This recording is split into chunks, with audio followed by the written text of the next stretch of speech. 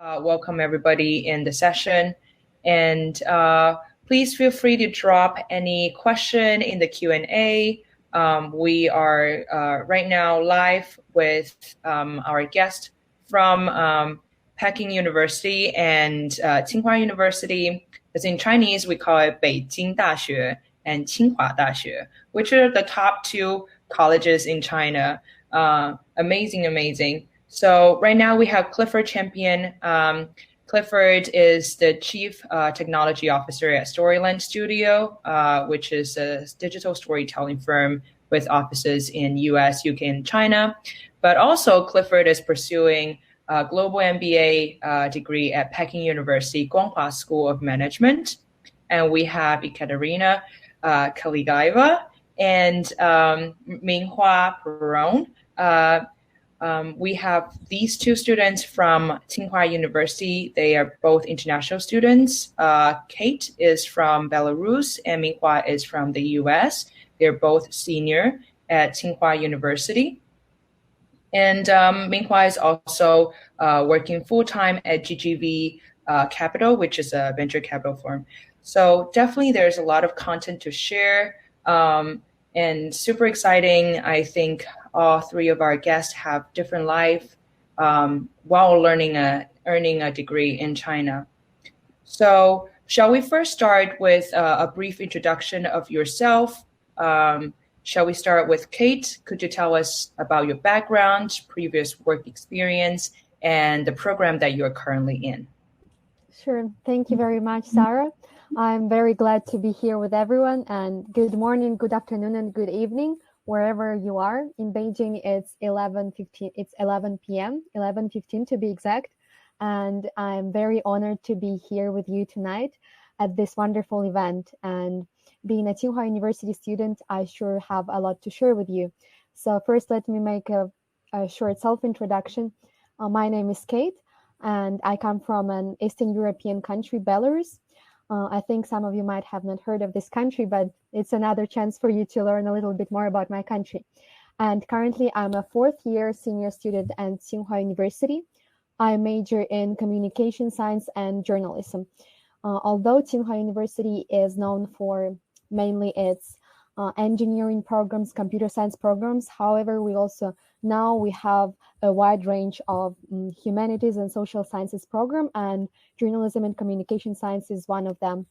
To tell you a little bit more about myself, I'm also a Chinese bridge champion in Belarus for high school students and for college students. And I was representing my country here in China on the World Chinese Bridge Competition stage. I am also a Belarus-China Friendship. I've also got Belarus-China Friendship Award. So I'm basically a communication ambassador between two of our countries. And what I mainly do is share stories about Belarus for Chinese audience on Chinese social media and on Chinese TV shows and internet platforms. And what I do back in Belarus is also promote China. And whenever I go back to my high school or to Confucius Institute, I'm also invited as a speaker for events such as studying in China, gaining an undergraduate degree in this country, applying for scholarships, etc. So these are mainly the things that I do for now. And I'm also planning to apply for master's very soon. So, and I hope to pursue it in China as well. And I hope that in the future I can be a professional media worker, a journalist, a TV journalist, and radio journalist. Wow, that's beautiful. Shall we go with Minghua next? Could you tell us more about your background, the program that you're currently in, and tell us a little bit about the work that you are full-time in? Oh, yeah, of course. Thanks so much for having me today, Sarah. My name is Minghua Piron, and I'm actually same as Kate. We're both seniors at Tsinghua University, and actually, I'm majoring in philosophy and international politics, and I'm very interested in Chinese culture, politics, as well as social entrepreneurship. And I was also was a Chinese bridge champion. I represented the US, and that's actually where Kate and I first met in high school, the high school competitions. And yeah, I also have scheduled appearances on CCTV. That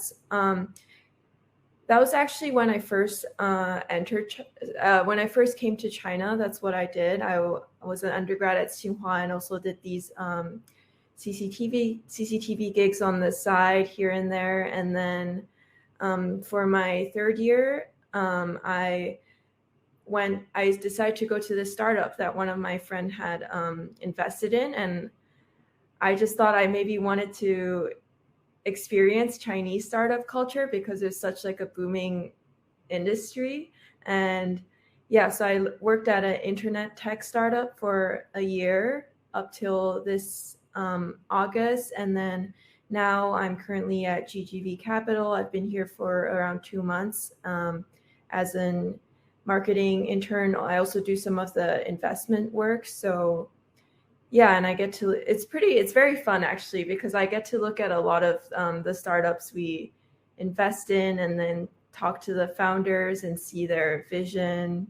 So yeah, that's what I'm basically doing now. And I'm also applying for a master's program, and I will get the news next week. So if I get in, that'll be very exciting.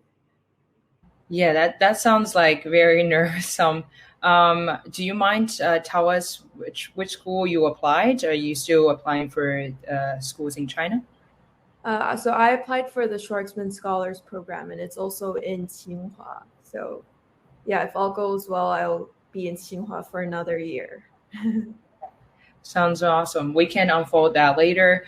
Clifford, could you give us a brief introduction of yourself and the program you're currently in?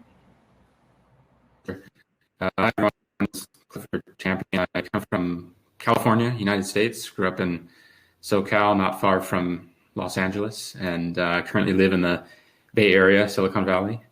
And my background is a little more in the math and sciences, I'd say. So I completed my mathematics degree at UCLA some 15 years ago, and then later computer science at UC San Diego. I've been working in the tech world pretty much all my life, I guess I'd say. I started in video games and interactive simulations, and then moved into cloud applications and SaaS, and along the way joined a VR company. And in fact, that's part of my China story that maybe we'll unpack a little bit later. But we developed VR content for students. Actually, we would bring highly immersive educational content in the classroom, like learning about the structure of the human heart in 3D or the layers of the Earth's crust in 3D. So I worked at that company both in an engineering capacity and then over time moved into product management. Most recently, I work for a company called Storyland Studios, where we use technology to bring story to life. And again, there's some interesting intersections there between what we do and what's going on in China that are very exciting for me. Currently I'm at Beijing Daxue at Guanghua School of Management in their global MBA program. I've traveled China quite a bit before starting the program, and currently, of course, due to the pandemic, I'm studying online, but hoping to return back to campus again very soon. That sounds beautiful. Hopefully everything will open up soon, because there's nothing compared to actually learn on campus and in person. So I guess as we're talking about going back to China for you, Clifford, and everyone, shall we unpack a little bit why you chose China to do your higher education degree? Clifford, why don't you start with you, since Peking University Guanghua Grad School of Management is one of the most competitive program in China, I would say even in the world for MBA degree. Yeah, there's a few layers to the onion, I'd say. First is I was looking for a new chance to leave my comfort zone, so to speak. And I was really enjoying product management. And that was making me realize that actually, operating and starting your own business would be an amazing new endeavor and definitely a way to leave my comfort zone. And so coincidentally, around that same time, I had been traveling China quite a bit for business. And so by the time I had decided, you know what, actually entering an MBA program in China is the right next move for me, I'd already visited, I think, 13 or 14 different cities in China. So I'd gotten a pretty good slice of at least tier 1, tier 2 city living in China. And all of it was just very eye-opening for me, actually. Because prior to visiting China, you know, in the Western world, you have, I don't know, either a romanticized understanding of China or a view of what we know from the movies, right? And especially visiting Beijing and Shenzhen, it was very eye-opening just how high-tech China has become and how fast-paced China has become. And all of that, moreover, I would say, you know, at this point in time in history, I find just fascinating because I would say the two superpowers on planet Earth right now are China and the United States. Yet these two countries are very different culturally and how their governments operate, and linguistically very different. So I just have a kind of intellectual curiosity as well to just deeply understand China for that reason. And so all that made sense to study in China and to study an MBA in China. And then I settled on Peking, and it's been great. Sounds wonderful. I mean, I'm come from Shenzhen, so when you mentioned Clifford, when you mentioned Shenzhen, I was like, yes, that's a capital city for like technology in China. So how about you, Minghua and Kate? Why do you choose China? How did you get interested in China? Okay, I'll start. So I actually started learning Chinese pretty early on. I'd say pretty much from kindergarten. So I feel like Chinese as a language has always been part of my life. And as a family, we'd also make trips pretty much annually to China. So even though I never lived here before school, it was, I guess, a culture that I was curious about and I always wanted more of. So, and then in high school, I participated in the Chinese bridge competition in 2 of them, actually.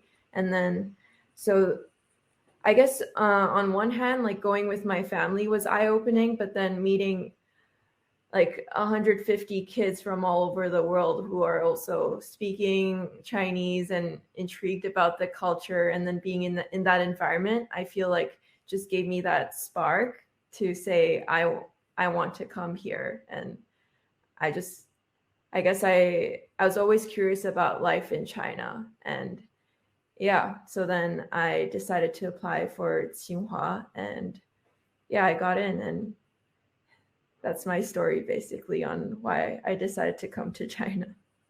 Yeah, so I completely agree with Minghua. Chinese bridge was one of the best experiences in my life.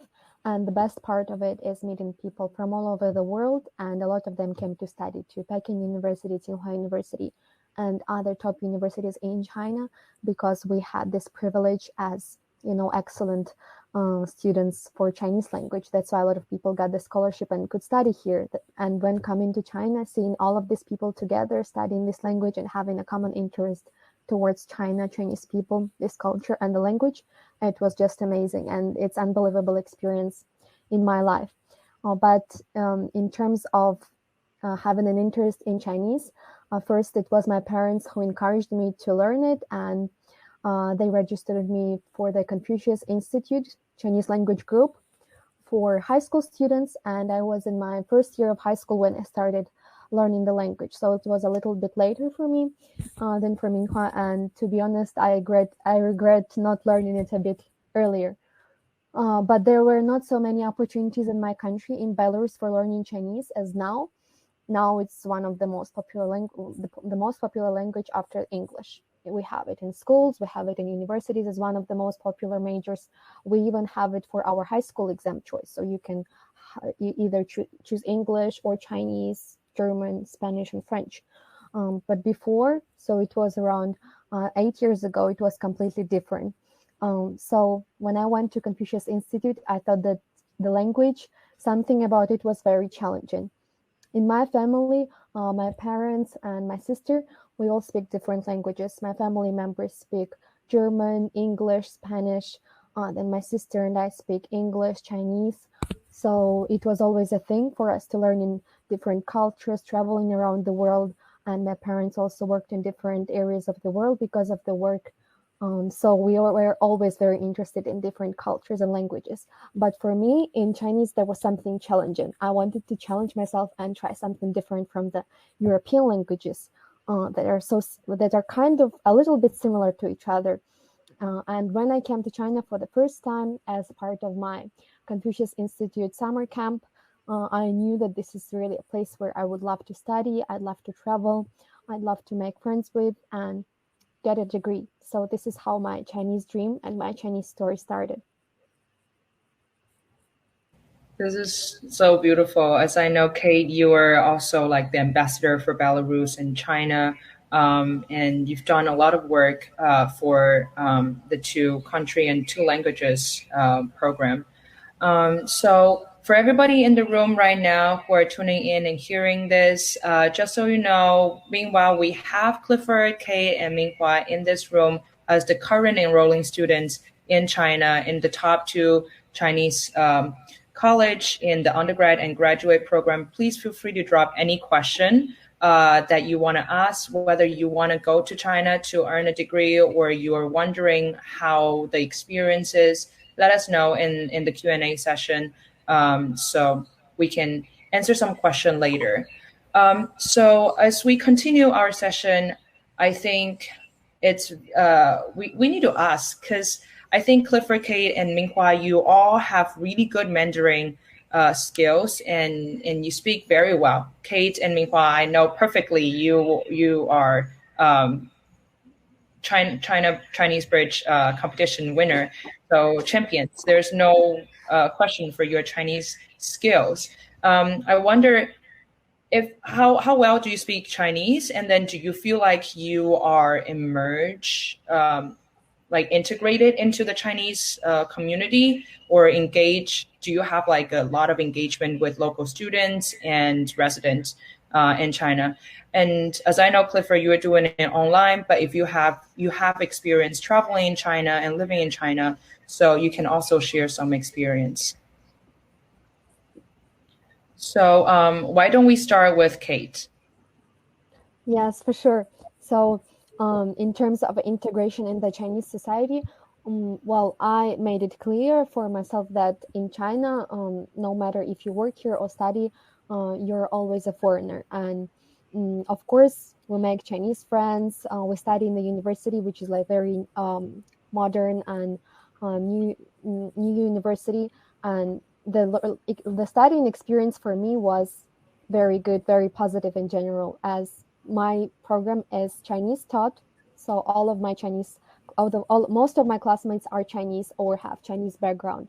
So when we're in classes, I always talk to my Chinese classmates, and we do assignments together, and we take parts in different events on the university. So for me, in the university, it has been really great.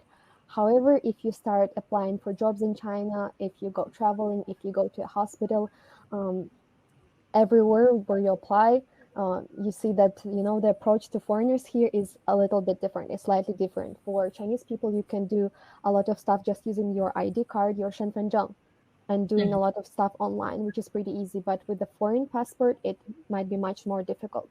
Even in terms of traveling, when you go to the Western China for traveling, it's going to be a challenge to find a hotel that accepts foreigners. So in these terms, I think that this is my opinion, that you will always be a foreigner in China. And for example, if you're I also have friends who have families here, who has been going to primary, middle, and high school here, and the approach and the system is slightly different, not like for the Chinese people. However, in my university experience has been great. In Tsinghua, we have events for both Chinese and foreign students. We have language body programs so that you can practice your Chinese and improve your Chinese with Chinese classmates, and you can also teach them your language, such as English, Russian, Spanish, etc.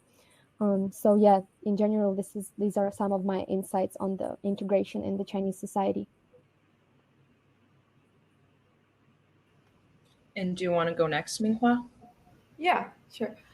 So what I think that I've had a fairly positive experience here in China. I think it also depends if you speak the language, right? So I think if you really want to challenge yourself and make more local friends, you should definitely um, look at coming here as an undergraduate, because I think that way you'll be more immersed in like the Chinese program. Whereas I know for like for masters, there some of them are taught in English, but for the undergrad programs, they're all taught in Chinese. Um, yeah, and I don't think I've had too much difficulty. I mean, as Kate said, yeah, you will always be a foreigner, but I think people here in general are very welcoming and they're very kind.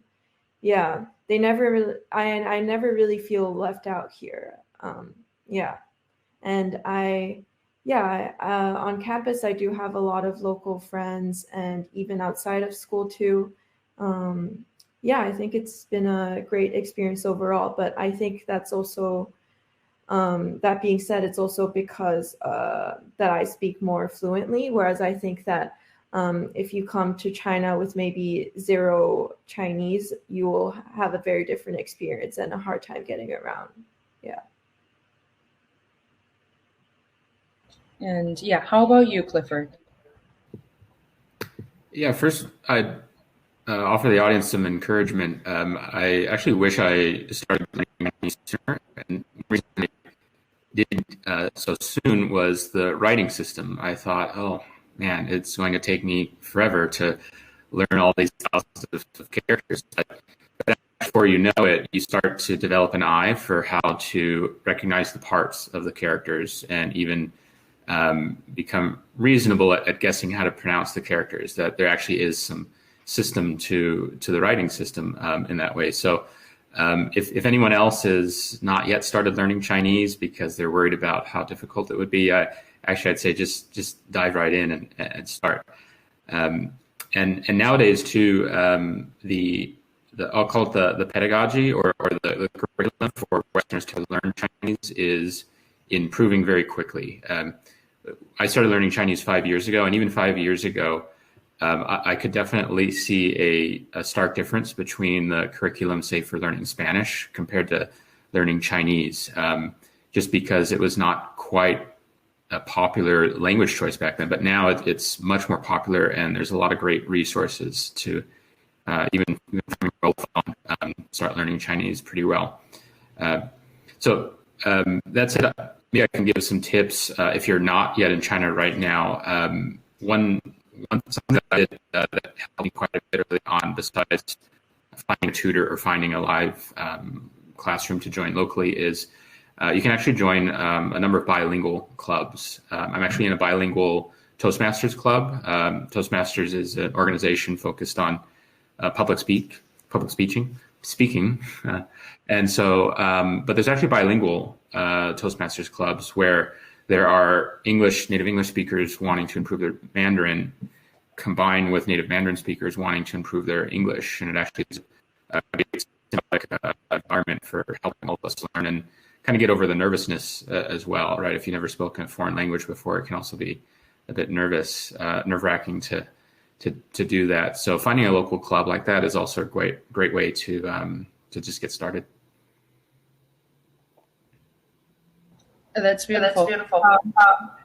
I wonder. I'm not sure if what. Can you hear me well? Yeah, okay. So yeah. So Clifford, how do you feel like the integrated in the Chinese community? Have you been on campus since you enrolled in the Guanghua graduate program? My last time on campus was and then unfortunately COVID hit. But the campus is beautiful. I love the campus. And prior to that, I, in terms of community, developed quite a number of friendships through my business Chinese. So even though I've not been able to visit them in person, we stay in active communication on WeChat, and so it's great. Yeah, WeChat is such an important part in like social life in China, and yeah, I think everybody who wanna have local friends or do it in local activity, you need to download WeChat and Weibo. So I guess next question is for Kate and Minghua is how do you feel like your international student experience different from the local Chinese one? Is there any difference? If so, how is it different? I believe Kate briefly touched based on how the your passport issue, the ID issue for traveling around. Other than that, is there difficulties or is there like advantage, disadvantage?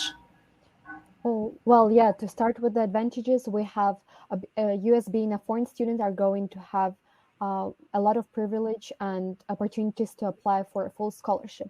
So I highly recommend that when you're in the US, start looking for scholarship opportunities as soon as you can. Because being a US citizen, you have a great chance to get a full scholarship, and it's pretty decent. So for me, I have a scholarship where it covers my tuition fee for 4 years and my living allowance for 4 years, and also the accommodation fee is completely free. So it's a great scholarship, and you almost need no money if you want to live on campus. This money is totally enough. So before coming to China, really do a great research on that. And Chinese students don't have these opportunities at all. Their scholarships only Maybe offer. you can say which scholarship that is called. Yes, this is Chinese government scholarship, and the scholarship that I applied for was Chinese Belarus. It was a scholarship between two governments, but Chinese government scholarship is available all over the world. Also look for Beijing government scholarship, Shanghai government scholarship. There are a lot of local scholarships. So, for example, if you want to apply for Guangdong Province University, then Google it and find the scholarships. Or if you want to apply for Shanghai, Shanghai also has its own local government scholarship. But the most common one is Chinese government scholarship and Confucius Institute. If you're going to be a Chinese teacher, so this is a program called International Chinese Teaching, right, Mimi?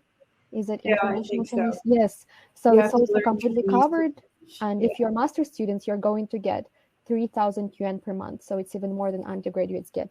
So it's a great chance. And also in terms of living conditions, accommodation for foreign students is much better than for Chinese students. We have single rooms or double rooms with they're very, very well accommodated, and we have like gym, kitchen, and study rooms in our building. So it's really convenient and comfortable. And as an international student, you actually, if you prove yourself to be an excellent in terms of academic achievements, or you have a talent like singing, or you're really good at public speaking or hosting, and you can prove your abilities in school, then the university will want you to represent your university, for example, Tsinghua, at big events. So for example, right now we can apply for such events as Olympics. You can be you can be a volunteer for translating from English to Russian to Chinese. And of course, foreign students have an advantage because, we're native speakers. For example, if I could choose to work with Belarusian national team or with Russian national team as a Russian, English, Chinese translator. Also, as I am a global communication ambassador in Tsinghua University, I was able to go on such events like meeting with Prime Minister of People's Republic of China and representing Tsinghua on international conferences in Tianjin, in Guangdong, and these trips are fully covered by school. So as soon as you can prove that you are very, outstanding and excellent student, then you're going to have dozens of opportunities, and in comparison with Chinese students, there is no competition. So as soon as you sign up and you show that, okay, you speak Chinese, you speak English, you're very eager to, share your knowledge, and you're interested towards China, then you will have dozens of these opportunities. Just don't hesitate, be brave, and go for these opportunities, seek for them. Do you have anything to add, Minghua? Yeah, I mean, with what Kate said, there certainly are certain advantages, but I think there are also disadvantages. For example, living in completely different buildings, I feel like you're in a way segregated from them. So it's harder to meet up with them. So I feel like you really have to put a lot of effort to try to reach out to them and like organize things to hang out together, whether it's like going to the library or playing tennis, things like that. Yeah.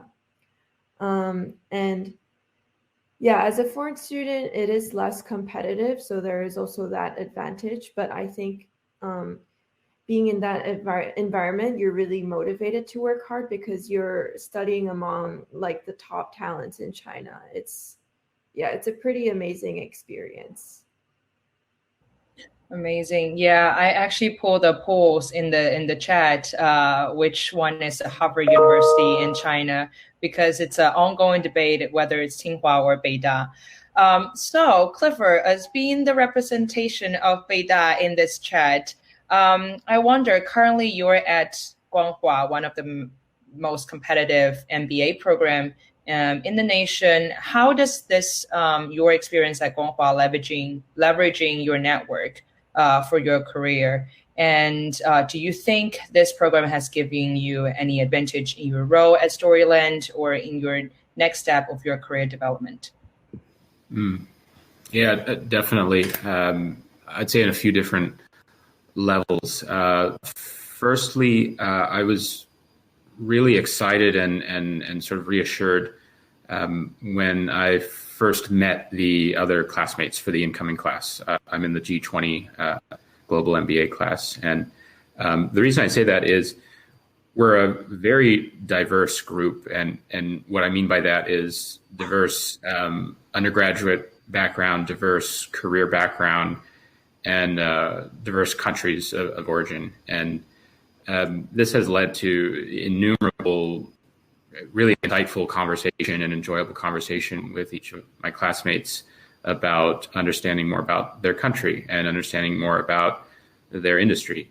For me, prior to this program, having spent most of my time in the tech world, skewing a little more on the engineering side, this has been wonderful because it's easy for, especially someone working in tech, to think that the world operates on ones and zeros and operates in sort of a virtual way, but that really the world is much more than that.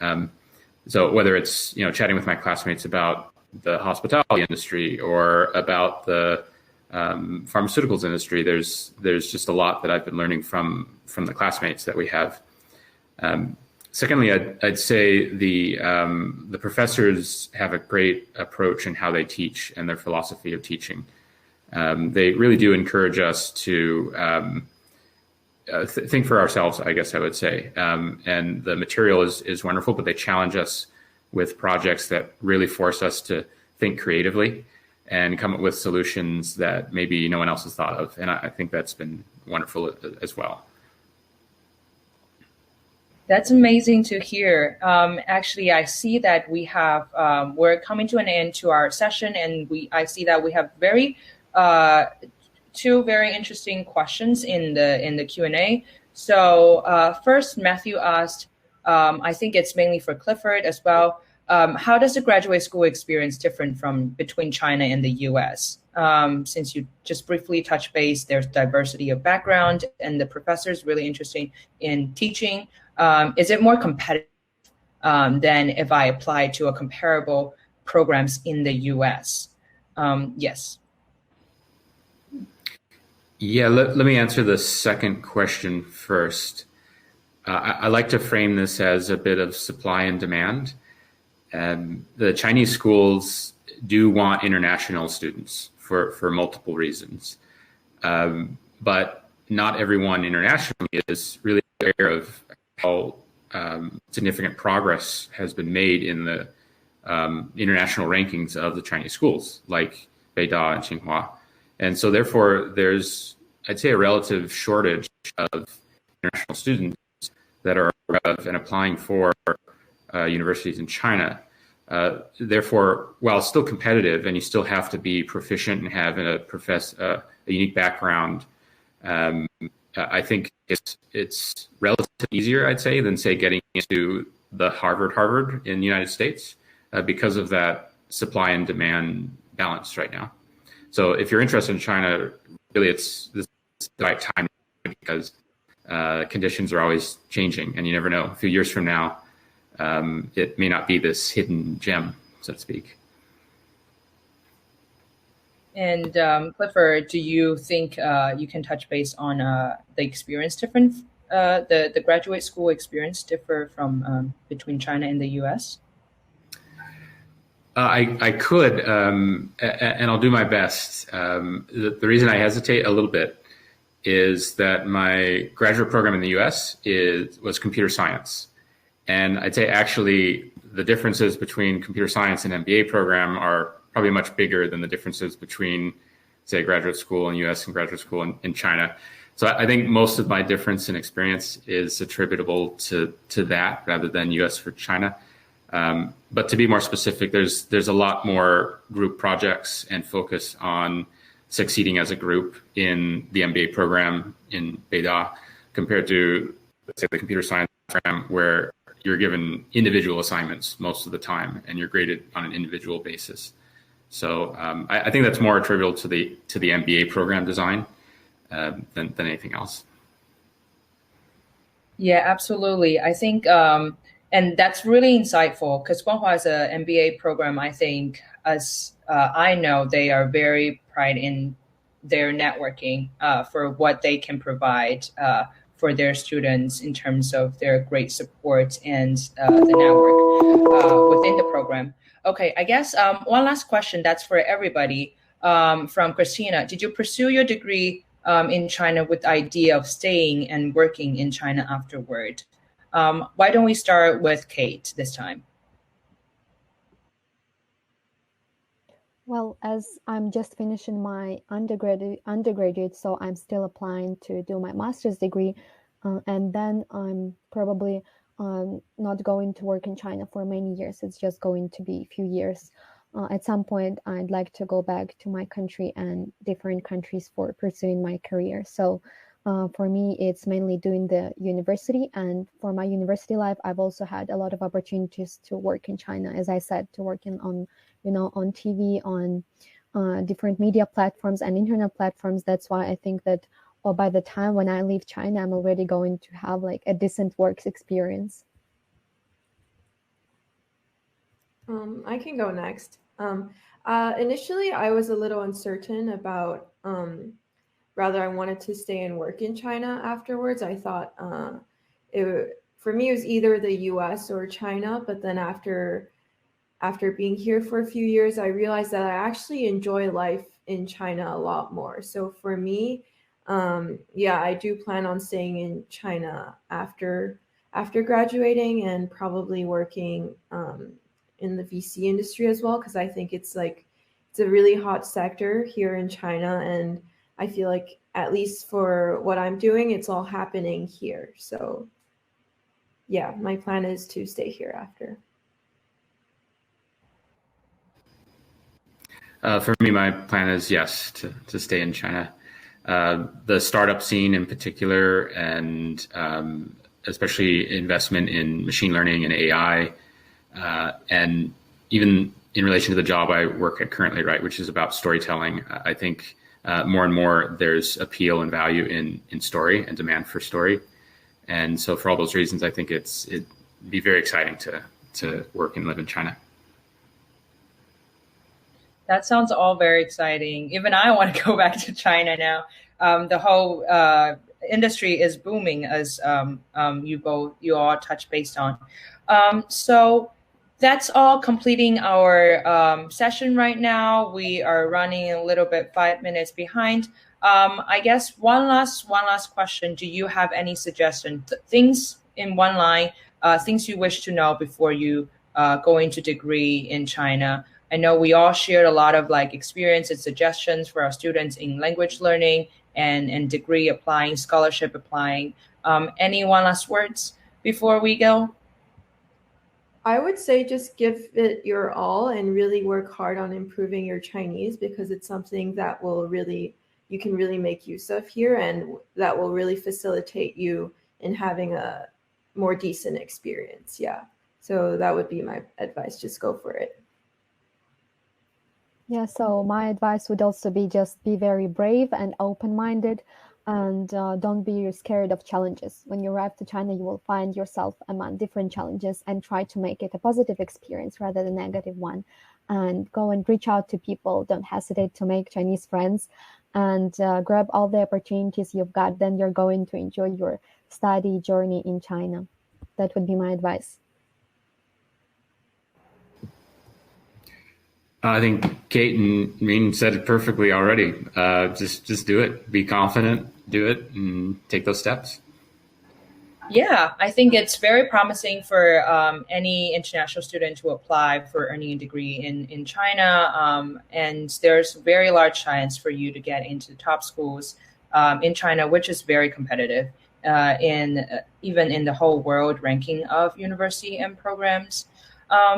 And that completes all. Let me check the poll result. So Peking University is winning the poll of which one is the Harvard University in China. Oh, wow. Yeah. Okay, that completes our session. Both Peking University and Tsinghua is like the top of China. And thank you, Kate. Thank you, Minghua. Thank you, Clifford, for joining us today and share your experience. Thanks so much for having us. Bye. Have a good one. Have a good day. Have a good night. Bye. So you can now click live, I think.